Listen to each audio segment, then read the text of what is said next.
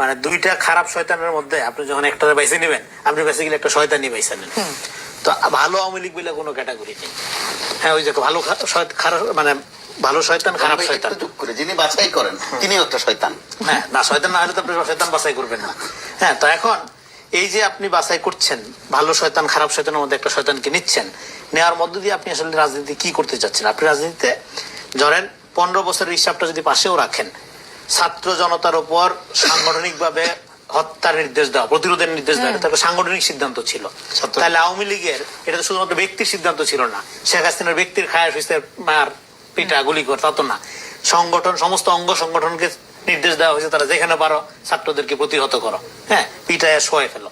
তাহলে সাংগঠনিক ভাবে আওয়ামী লীগের বিচারের কোনো উদ্যোগ নাই। আমরা সেই ছোটবেলা থেকে বলতেছি ট্রুথ এন্ড রিকনসিলিয়েশন করা, যারা ফৌজদারি অপরাধ করছে তাদের আলাদা করো, আর যারা এটাকে একটা পলিটিক্যাল ইডিওলজি মনে করে তাদের আলাদা করো। সেটার কোনো খবর নাই। এখন আপনার কাছে এসে ছাত্রলীগ ভালো হয়ে গেছে, হ্যাঁ, ভালো ছাত্রলীগ আপনি খুঁজে বাই করে এনসিপি তে জয়েন করার কথা বলতেছেন। এইটা ধরেন আমি ছাত্রলীগের সভাপতি, সাপোজ এই কথাটা যদি আমি বলতাম তাহলে কিয়ামত হয়ে যেত সোশ্যাল মিডিয়াতে আজকে। তো ফলে এই যে রাজনীতিটা তারা শুরু করতে চাচ্ছে, এটাই আওয়ামী মডেল।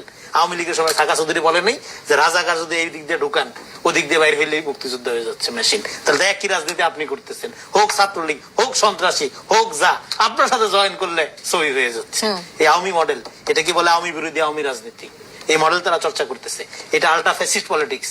এটা করতে হয় না আপনাকে একটা, হ্যাঁ, আপনি গণ অভ্যুত্থানে মহান সৈনিক হইতে পারেন, মহান ফেস হইতে পারেন, আপনার প্রতি আমাদের আবেগের কোনো শেষ নেই, কিন্তু আপনার এই পলিটিক্সটা একটা আওয়ামী পলিটিক্স।